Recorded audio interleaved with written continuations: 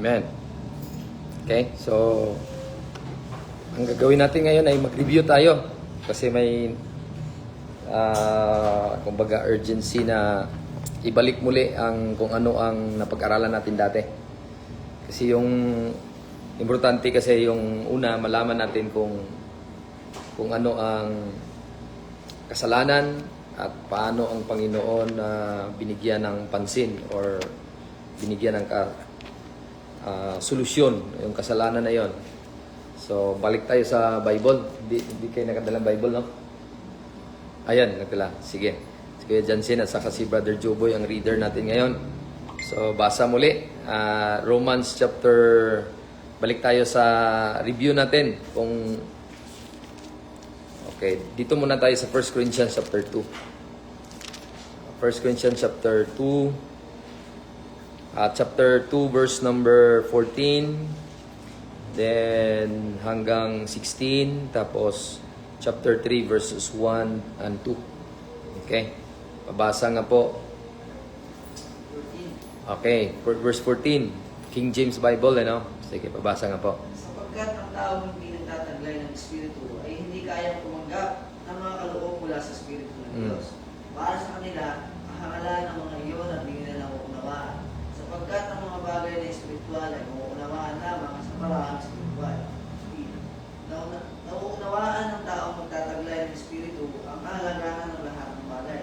Ngunit hindi siya nauunawaan ng taong hindi nagtataglay ng Espiritu. 16. Sino ang nakakaalam ng pag-iisip ng Panginoon? Sino ang nakapagpayo sa Kanya? Ngunit nasa atin ang pag-iisip ng Kristo. Amen. So, basahin ko ulit yung 1 Corinthians chapter 3. Ako ang magtuloy, verse 1 and 2. And I, brethren, could not speak unto you as unto spiritual, but as unto carnal, even as unto babes in Christ. I have fed you with milk and not with meat, for hitherto you were not able to bear it, neither yet now you are able.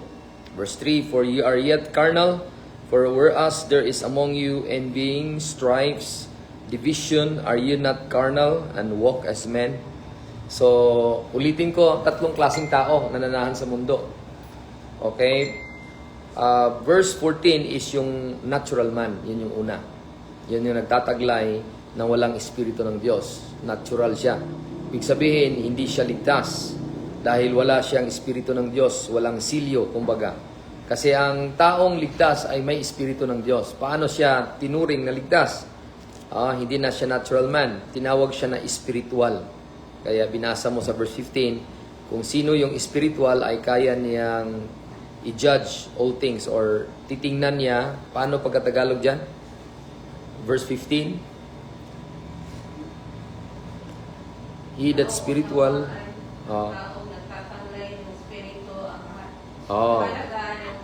nauunawaan. So, ang term na ginamit niya is yung pag-unawa or sa English, judget, no? So, it's more on association. Ang exact word, judget all things. And yet he himself is judge of no man. Ibig sabihin, unang tao, natural man. Ibig sabihin, hindi nagtataglay ng espiritu ng Diyos. Pangalawang klaseng tao, spiritual. Nagtataglay siya ng espiritu ng Diyos at nauunawaan niya kung ano ang mga spiritual na bagay. Kasi sino ang nagtuturo ng spiritual na bagay? Verse 11. Tingnan niyo po. Verse 11. Babasa nga Kuya Joboy. Verse 11. 1 Corinthians chapter 2, verse 11.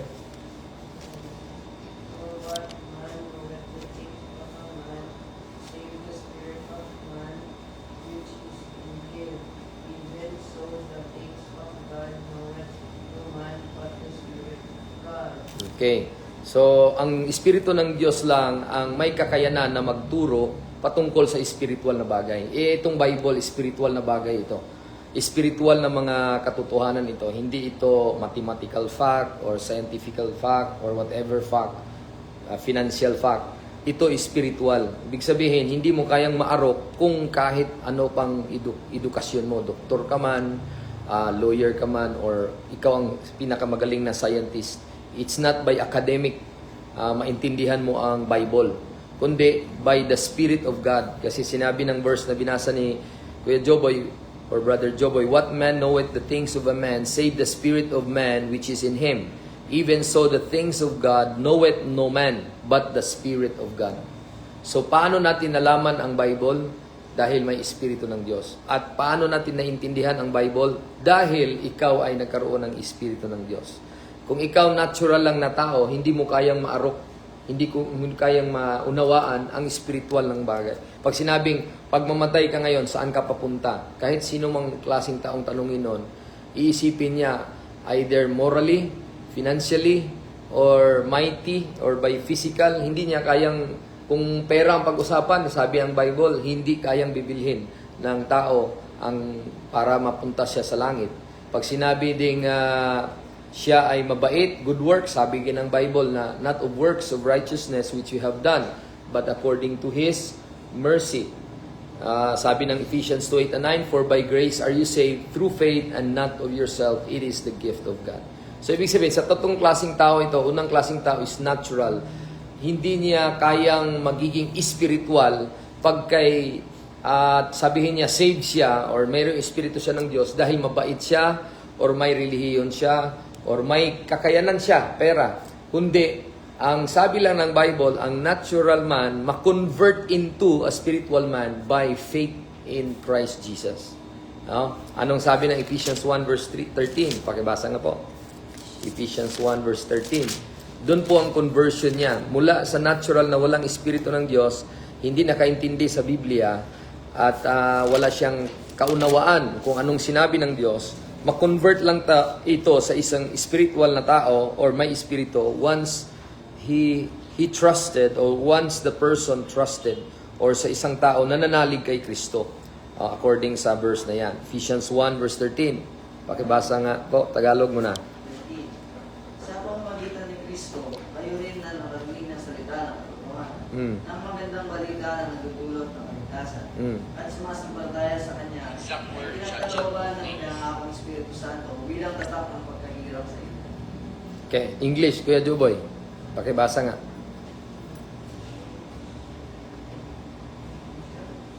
Ephesians 1 verse 13. Okay, while going there, sabihin ko lang muna na ulitin ko, sige, habang si Joboy ay papunta doon.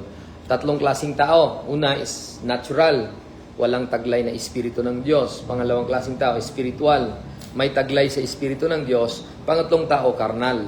Ibig sabihin, meron siyang espiritu ng Diyos, pero ang sinusunod niya sa buhay niya, yung laman. Yun yung sabi ni Jen kanina. Instead na ang espiritu ng Diyos ang susundin niya, laman na tuloy ang sinunod niya. Ibig sabihin na mahuhulog sa kasalanan ang tao pag ang laman ang sinusunod. At magiging ang tawag doon karnal. At hindi ito kaaya-aya sa harapan ng Diyos. No? Anong sabi ng Ephesians 1:13, Kuya Joboy? Paano ma-convert ang natural man to a spiritual man? Look at verse 13. Sa English naman, King James Bible. Go.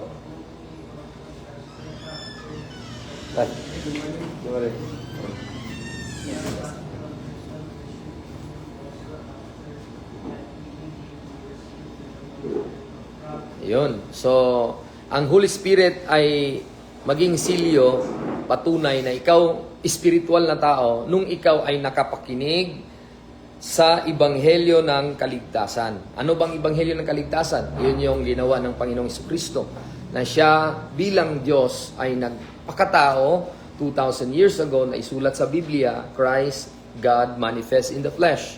At siya na ngayon ang nagdala sa kasalanan at pwedeng, kumbaga, dapat hindi naman sana siya mamatay, pero sa pagmamahal niya sa atin, hindi naman tayo kayang magligtas sa sarili natin. Siya na ang pumalit. Ang tawag doon, substitutionary death of Christ.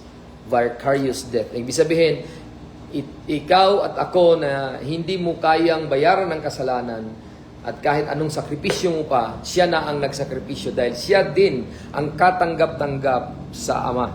Dahil ang dugo lang niya ang malinis bilang tao, dahil hindi naman siya dugo na madumi na galing sa tao, kundi dugo ng Diyos. So itong si Kristo Jesus, anak ng Diyos, may ginawa according to 1 Corinthians 15, how that Christ died, buried, and rose again, according to the Bible, in verses 1 to 4. Yung death ni Kristo, burial, and resurrection, Ito ang nagbibigay sa atin ng magandang balita para sa ating kaligtasan. Para tayo bilang natural man na walang Espiritu ng Diyos, na dating hindi alam kung saan patungo, ay meron ng taglay na Espiritu nung ikaw ay nakapakinig sa Ebanghelyo at naniwala nito, nanalig. Look at sa verse, himay-himayin natin, sabi ng Bible, in whom you also trusted. After that, you heard the word of truth, the gospel of your salvation. In whom also, after that ye believe, you were sealed with that Holy Spirit of promise. So, paano na-convert ang isang taong natural papunta sa spiritual? Nung naniwala siya sa Ebanghelyo ni Kristo. No? Wala siyang ginawa, kundi ang kaniyang participation, ang part lang niya is faith, naniwala, nanalig. Ibig sabihin, hindi mo inilagay ang sarili mo na bilang contributor ng work, kasi 100% ang work kay Kristo laang, anak ng Diyos.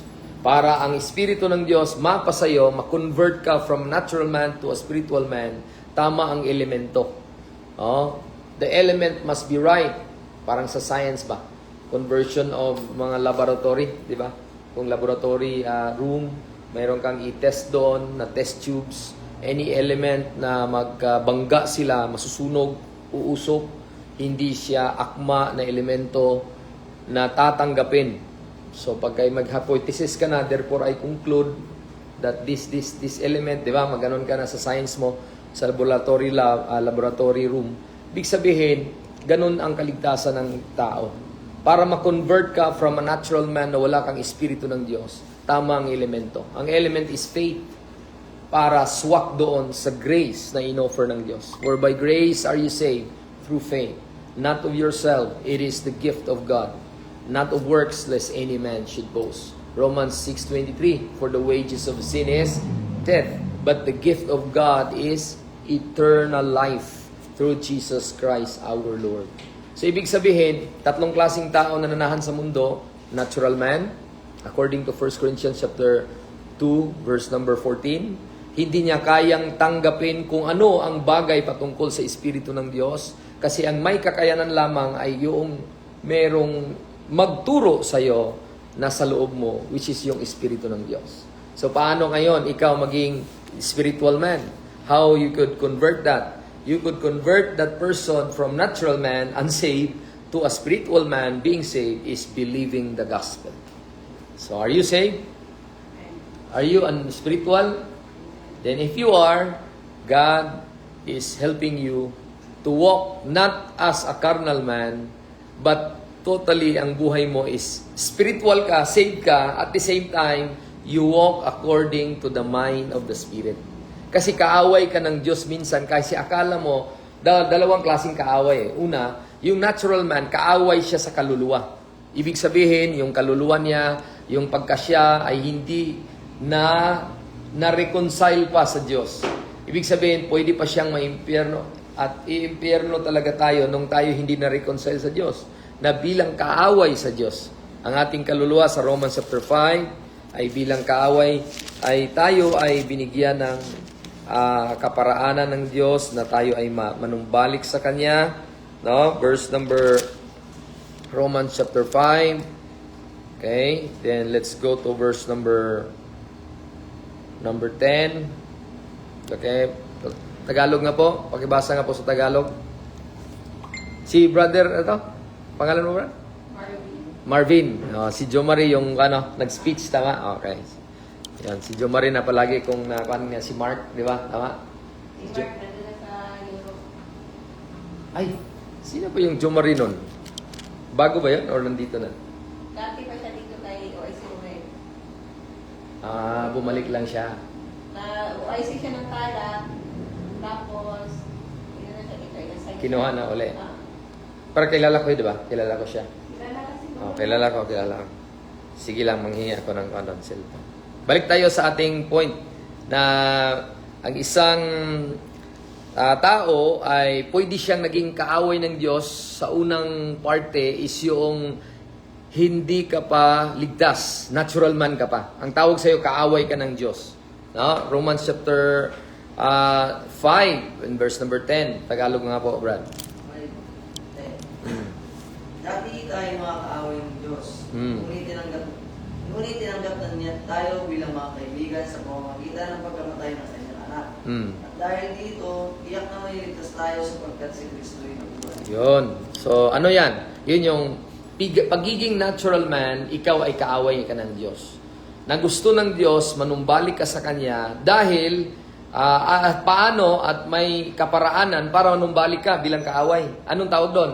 Meron nang namatay. The death of the Son of God. Paano tayo nanumbalik?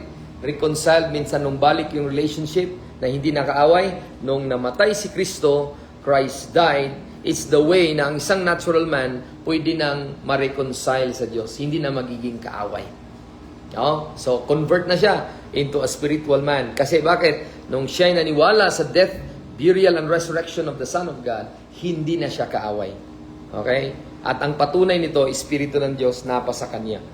Ngayon, ano naman po ang isang kaaway na bilang spiritual? Okay, ulitin ko tatlong klaseng tao. Natural, walang espiritu, hindi ligtas, patungong impyerno. Spiritual, may espiritu ng Diyos. Paano na-convert? By believing the gospel. At napa sa kanyang espiritu ng Diyos. That ora mismo namuhay siya bilang spiritual ay ang kanyang kaluluwa patungong langit, ang kanyang down payment natanggap, espiritu ng Diyos. Ngayon, bilang spiritual na tao na nanahan sa mundo, pwede ka pa rin tawaging kaaway.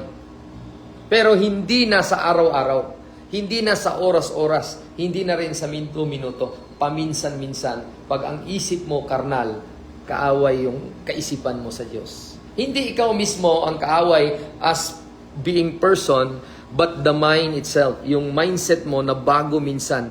Kaluluwa mo patungong langit, pero ang kaisipan mo, carnality. Yun ang problema. Spiritual ka nga, hindi ka na nga kaaway ng Diyos, di ba? Kasi na-reconcile ka na because of Romans 5, verse number 10. Pero, Sister Jen, ang nangyari, yung kaisipan mo ang kaaway ng Diyos. Kasi minsan, yun ang point doon, mahina ang iyong spiritual life. Palagi mong sinusunod yung carnality mo, yung laman mo. Kaya hindi talaga magiging rewarding ito. Let's read Romans 8, verse number 6, verse number 5 muna. 5, 6, 7. Si Jansen naman. Jansen, Romans chapter 8, 5, 6, 7. Okay, pakibasa, Brother Jans.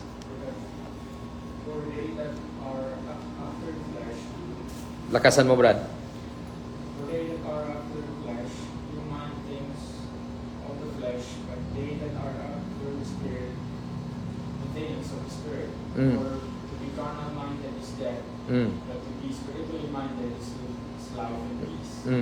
Because the carnal mind is enmity against God, for it is not subject to the law of God, neither indeed can be. Yun, verse 8, continue. So then they that are in flesh cannot please God. Yun.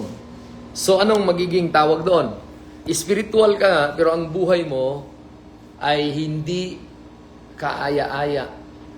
Opposite siya. No? Ano nga yung cannot please God? Yun po yung opposite ng being friends. Being reconciled. Ibig sabihin, Kahit po, nagkaisa na kasana kayo, hindi ka na taga-impyerno, taga-langit ka na.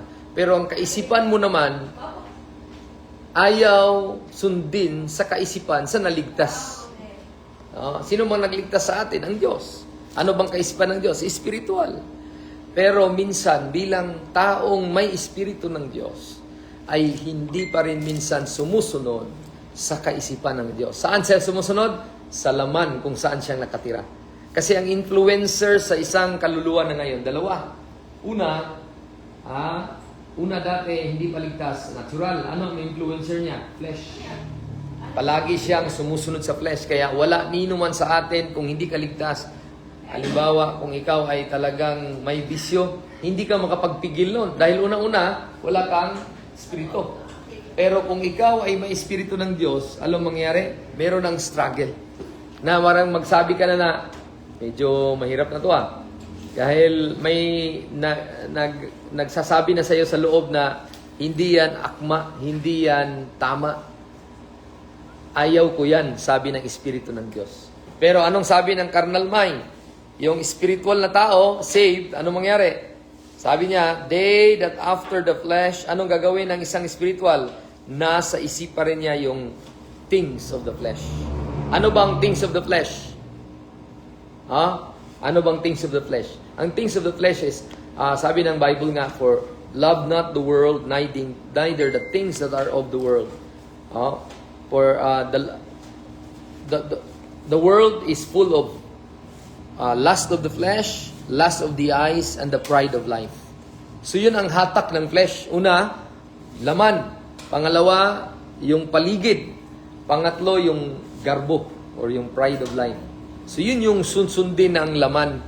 Pagka siya ay hindi ito mag-careful sa bawat araw, ang kaisipan niya ngayon hindi na akma sa nagligtas sa kanya. Kumbaga galit ang Diyos. Hindi ko gusto yan, yung kaisipan, anak. Parang ganoon ba? Parang ako, anak ko si Joboy at Jaire. Gusto ko, anak, ganito ang gagawin natin. Bible study tayo bawat Sabado ng umaga sa Rusi. Pagkay ako'y naliligo na, sila naghihilik pa. So, ang gusto ko, hindi nila, kahit nagre-ring na ang tawag alarm, hindi pa rin sila bumabangon. So, ang gusto ko, hindi nila nakuha. Kasi sinunod nila yung laman. Papa, sarap matulog, mamaya na yun. Ayaw ko sumama. Di ba? So, ako ang gusto ko, sasama siya. Pero si Joboy, sumusunod siya sa laman dahil masarap din naman talaga matulog. Di ba? Sino bang ayaw matulog pag lalo na kung malamig, di ba? So, ang point ko, ganun ang nangyari sa isang spiritual na tao. May struggle. Kumbaga, sinusunod niya minsan ang laman na hindi naman dapat sana. No? So, ngayon, paano masolusyonan niya ngayon? Di ba? Anong tatlong klaseng tao? Natural. Natural po ba kayo? Sana hindi. Amen? Sana spiritual. Paano naging spiritual? Nataglay mo yung espiritu nung naniwala ka sa gospel of Christ. At paano mo napaniwalaan nung narinig mo?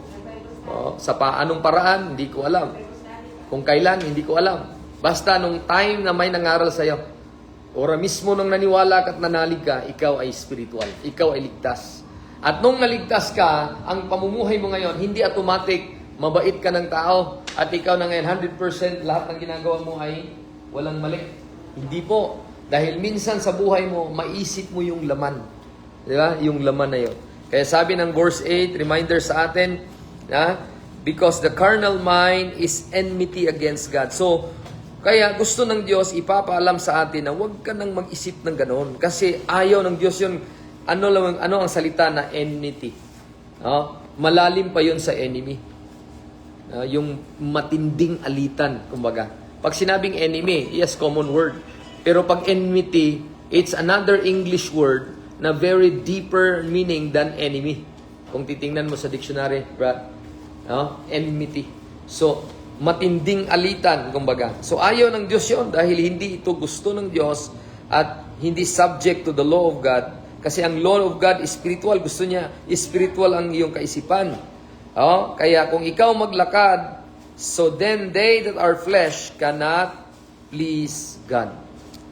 So, araw-araw pala tayo may struggle. Lord, masaya po ba kayo sa aking mga aksyon? Lord, masaya po ba kayo sa aking kaisipan? Kaya, paano natin mag-gauge or ma-measure na masaya ang Diyos sa kaisipan natin? Kung ikaw ay mag-isip ayon sa bunga ng Espiritu. Hindi ka mag-isip ayon sa bunga ng laman. Okay? Ulitin ko po. Paano mo makuha ang measure at sukat na ikaw na ngayon ay naglakad sa spiritual, Brad? Mga sis, kung ikaw ngayon ay ayon sa kaisipan ng bunga ng Espiritu, hindi ayon sa kaisipan ng bunga ng laman. I-compare natin. Dito tayo mag-muni-muni, then tapusin natin dito ang banda. First, Galatians chapter 19. Basa natin, Galatians 19. May King James Bible ka dyan, Brad. 19. Galatians chapter 6 pala, not 19. 6 or 5? 5, verse 19. Okay? Unahin natin yung works of the flesh. Okay? Galatians chapter 5 verses 19. Start muna. Kaya ako na lang magbasa, sundan sa inyong mga mata. Now the works of the flesh are manifest. So ito yung mga laman na kumbaga magpapakita sa araw-araw. Which are these? Una, adultery, Ano yung adultery? Laman yun. Ibig sabihin, ikaw na may asawa, tapos or ginagalaw mo or naghahanap ka ng ibang babae, aside from your wife, adultery na yun. Yun yung laman. Pangalawa, fornication. Ibig sabihin, ikaw na walang asawa, may asawa ka na, Brad? Wala pa. Ang kasalanan mo, kung malapit na? Nag-schedule for marriage na? Hindi pa. Pag ikaw touch ng isang babae na hindi mo pa asawa at girlfriend mo pa, fornication tawag doon. Kasi laro-laro lang or tinatawag na live-in or test-test lang. Walang ganun sa Bible. Dapat husband, wife lang. Ang tawag doon is sin of premarital sex. Ibig sabihin, pag ikaw ay mag-touch ng isang babae na hindi pa naman kayo kasal at hindi kayo committed to each other na magiging mag-asawa, kasalanan yon. Ang tawag doon ay sin of fornication. Ang kasalanan na adultery is may asawa, dinagdagan pa ng iba. Adultery yon. Pero pag ikaw wala pang asawa at mag-test-test ka lang, ayaw mo mag-asawa pero i-test mo lang, ito girlfriend ko, gusto kong i-test, galawin ko, fornication tawag doon. Kano ba? Laman tawag doon. So paano mangyari yun? Tagalangit ka pero gumagawa ka ng kasalanan, hindi ka nakakasaya or you are not pleasing God. God is not happy.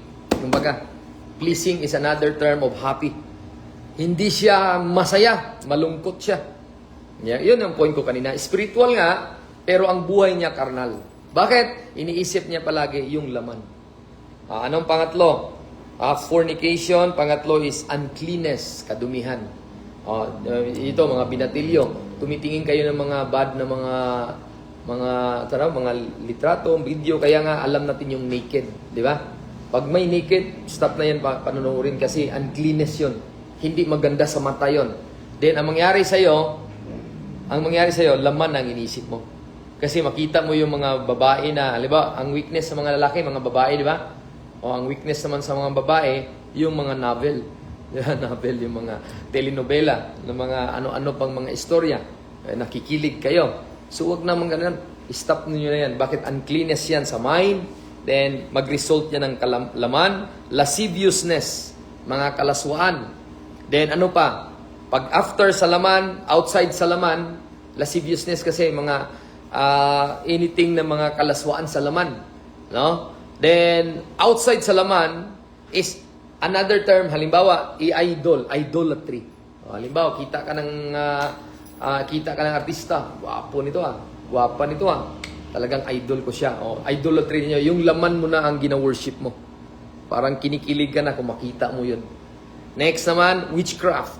Witchcraft, anything that yung sinabi nga nila, yung modern witchcraft ngayon is yung drugs. Laman din yun. Kasi, di ba, ang mga witchcraft, mga witch, lumilipad. Di ba? Lumilipad. Ang mga nagdudruga, lumilipad din.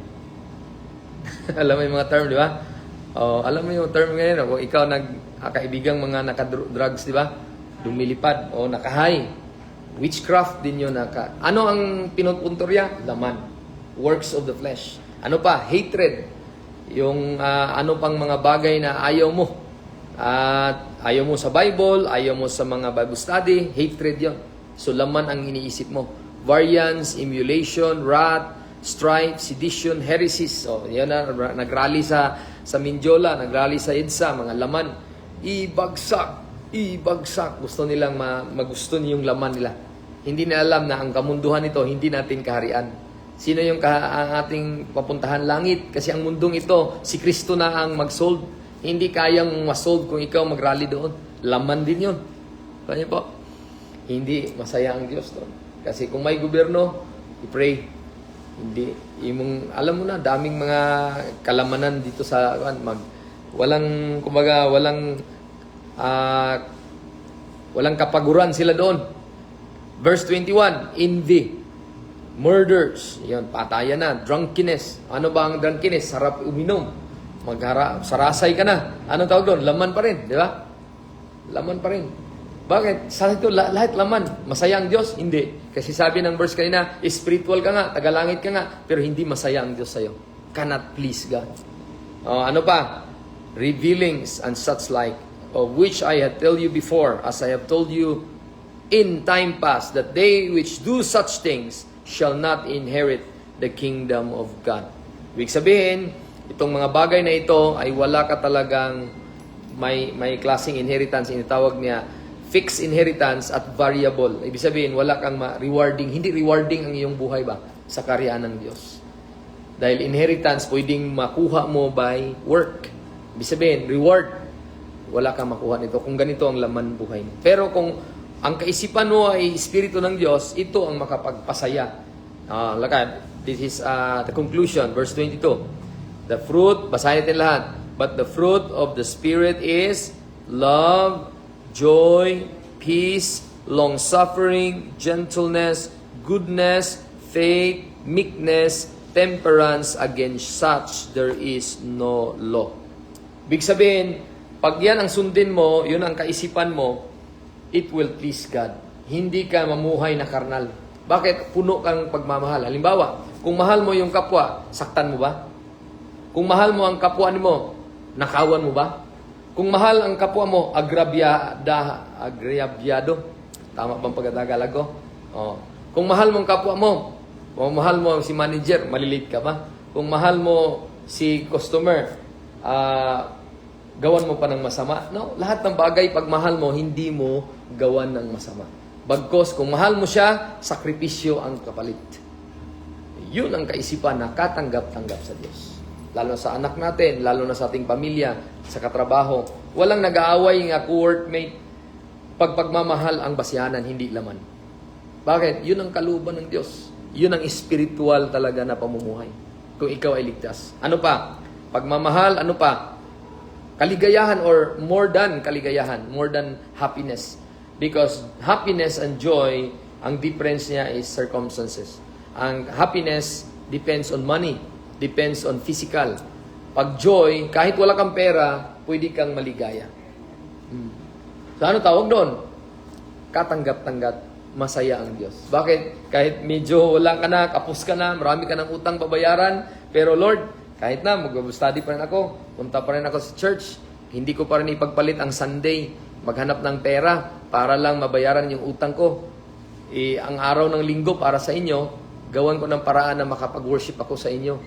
O, di ba? Ang tawag doon, hindi mo inuuna, maligaya ka pa rin kahit sa oras na yun walang kita dahil una, nandun ka sa isang gathering para makapakinig at makashare at ma-fellowship yung mga Kristiyano. Instead na pera ang hinahanap mo sa linggo, ang hinahanap mo yung salita ng Diyos. Ang tawag doon? Joy. Kasi ang tao kasi, pag walang pera, parang walang joy, di ba? At sabihin niya, kaya hindi magdepende sa pera ang joy. Ang joy is lahat ng oras, meron at wala. Kapayapaan, o yun ang gusto ng Diyos. Peaceful life, or puno ng kapayapaan, dahil alam mo na hindi ka nakaaway ng Diyos, so hindi ka din magiging, ang buhay mo, live peaceably with all men. Then, long-suffering. Ano long-suffering? Ano ang kaibahan ng long-suffering at pasensya? Ang long-suffering is patungkol ito sa tao. Pag sinabing hindi mo gusto ang karakter ng tao, ang i-apply mo dyan, hindi yung pasensya. Long-suffering. Parang si Kristo. Ang ginawa ni Kristo para maligtas tayo, He suffered long. He died at the cross.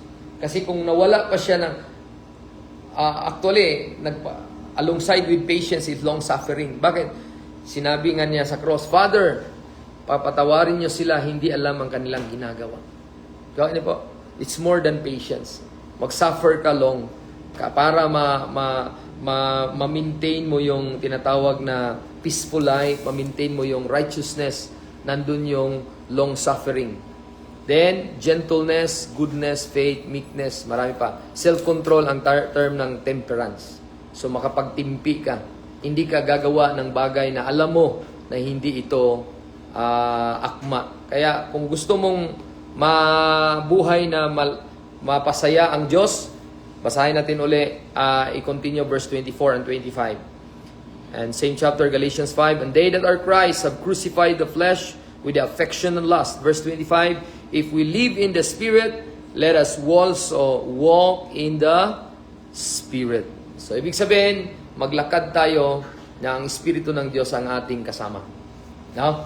Alam mo na may Espiritu ng Diyos ka na dahil tinatawag siya espiritual, huwag nawa sundin yung karnal, yung mind na kaisipang mga laman. So, bakit po? Hindi ito tama. Di ba? Hindi ito magiging masaya ang Diyos. Kaya pag-pray natin ang isa't isa, alam ko na ang aking Bible study nito, hindi magiging sayang dahil weapon nyo ito. Kasi ang buhay natin, baka isa sa atin din matumba naman ang kasalanan. Di ba, Jen? Oh. Baka dapat magpalakas tayo sa Espiritu. Kasi ang kalaban natin hindi nakikita. Saan? Sa kaisipan. Sana hindi masisira ang family natin. Sana patuloy tayo tumayo kasama ng Espiritu ng Diyos para pagdating ng Panginoon, masaya siya. Habang wala pa tayo, habang nag-aantay tayo sa Kanya, masaya din siya. So kahit nandito pa tayo, nasa langit tayo, sana masaya ang ating Panginoon sa buong araw. Kung may sablay konti, hindi yung listahan na nakalista dito, yung works of the flesh. Kasi marumal-dumal na yun eh. Adultery, fornication, hindi yun. Sana kung mga sablay lang na, malate ka, is it a sin of adultery? Or nagkuhan ka, kanilang sablay or anything na accidentally, ignorantly, hindi mo alam. Pero kung gustuhin mo talaga dahil sinunod mo yung laman, hindi na yan masaya ang Diyos. Ha? Kanya po, sana po ay tulungan tayo ng Diyos. Let us pray. Panginoong Diyos, salamat na binigyan niyo kami ng reminder sa buhay na ito. Meron kaming mga labanan dahil sa aming buhay, naharap namin araw-araw bilang nagsasabing spiritual, marami kaming laban sa laman dahil merong struggle na. May nananahan sa amin na spiritual or espiritu nyo at nang nagbigay silyo sa aming kaluluwa na hindi na kami maimpyerno at kami na ngayon bilang anak nyo, may struggle, Panginoon, at ang struggle na yun araw-araw. Kaya Lord, sana hindi kami matumba sa kasalanan dahil ang kasalanan hindi tumitigil. Araw-araw din siyang gagawa ng paraan para sisirain ang aming kaisipan, para i-divert papunta sa fleshly mind or laman na kaisipan, na ang isipin lang namin yung gusto namin sa laman. Sana, Panginoon, ang aming gustuhin yung kaisipan nyo, kaisipan ng Espiritu nyo. Yan po ang aming direksyon sa aming paglalakad sa buhay na bilang mananampalataya. Tulungan nyo po ang bawat mananampalataya dito sa Rusi Plumplasan. Bless nyo po ang kanilang work, safety, at sa lahat ng mga araw-araw na ginagawa. Sana proteksyonan nyo po sila sa kanilang spiritual life din, Panginoon. Bless nyo po ang aking mga anak at even kay Brother Johnson as one of the training sa kanilang youthfulness at sa kanilang pagiging binata. Sana ay magiging tulong sa kanila ito na one day sa paglaki ay they will also stand and preach and teach your word. And be with us sa aming pagpunta sa police station at nawa bigyan niyo po kami ng kaluluwa na mapangaralan doon, mabigyan ng gospel, mabigyan ng spiritual na bagay para sila din ay ma-convert from natural to a spiritual person. Bless you po, Panginoon, ang araw nito. In Jesus' name we pray. Amen. Okay, God bless.